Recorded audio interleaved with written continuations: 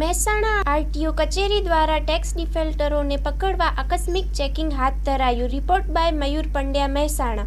તાજેતરની અંદર આરટીઓ કચેરી દ્વારા ટેક્સ બાબતે કડક કાર્યવાહી કરવામાં આવી રહી છે, જેમાં ઘણા લાંબા સમયથી ટેક્સ જેને બાકી છે, આખું વર્ષ નથી ભર્યો, એના માટે અમે સ્પેશિયલ ડ્રાઈવ આમ દર મહિનામાં કરીએ છીએ, પણ આ વખતે એને થોડી હજુ કડક કાર્યવાહી શરૂ કરી છે, જેમાં અમે ઓચિંતું નાઇટ ચેકિંગ શરૂ કર્યું છે, કે જેમાં તાલુકા પ્લેસ ઉપર જ્યાં લોકો ઇન્ટરનલ એરિયાની અંદર ફરતા હોય છે અને ટેક્સ નથી ભરતા, એવા વાહન માલિકો ઉપર કડક કાર્યવાહી કરવા અમે નાઇટ ચેકિંગમાં ઇન્ટરનલ એરિયાની અંદર જઈ અને ત્યાંથી હવે વ્હીકલ ડિટેન કરવાના શરૂ. હમણાં એક નાઇટ ચેકિંગ કરેલું, એની અંદર ટોટલ 5 ટીમો દ્વારા અમે અલગ અલગ જગ્યાએ આ રીતે સઘન ચેકિંગમાં ટોટલ 41 વાહનો ઉપર કાર્યવાહી કરી છે.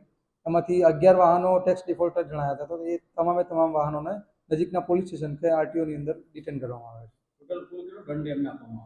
એમને ટોટલ જે દંડ આપવામાં આવ્યો છે એ 5,97,000 જેવો થાય છે.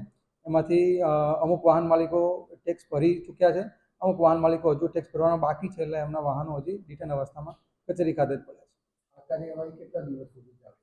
આ કાર્યવાહી નિયમિત છે અને ચાલતી રહેશે, કેમ કે જ્યાં સુધી ટેક્સ ડિફોલ્ટરનું ભારણ સરકાર પર વધતું જાય છે, એટલે ટેક્સ ડિફોલ્ટરો ટેક્સ ભરતા નથી અને એનાથી બીજા લોકો પણ નહીં ભરવા માટે મોટિવેટ થાય છે. એટલે 100% આ કાર્યવાહી અમારી સઘન છે, ચાલુ રહેશે અને આના અમને પરિણામ પણ સારા મળી ચૂક્યા છે. સર, જે રીતે આ ડિફોલ્ટરો સામે આવ્યા છે, તો શું મહેસાણા જનતાને શું સંદેશો કહેશે એના વિશે? અમે આના માટે વર્ષના શરૂઆતથી જ ઘણા બધા પ્રયત્નો કરી ચૂક્યા છીએ, જેમાં બહુ લાંબા સમયથી જે ડિફોલ્ટરો પૈસા ભરતા નથી એના માટે અમે રેવન્યુ રાહે વસૂલાત માટે કાર્યવાહી કરી છે. એમાં ઓલરેડી અમે 2 નાયબ મામલતદારની નિમણૂક આરટીઓ કચેરી ખાતે થઈ ચૂકી છે. જે લોકો એવું માને છે કે આ ટેક્સ નહીં ભરીએ તો કશું નહીં થાય, એના માટે એમના મિલકતની શોધખોળ ચાલુ છે અને એ મિલકત ઉપર બોજો પાડવાની કાર્યવાહી શરૂ થવામાં આવનાર છે.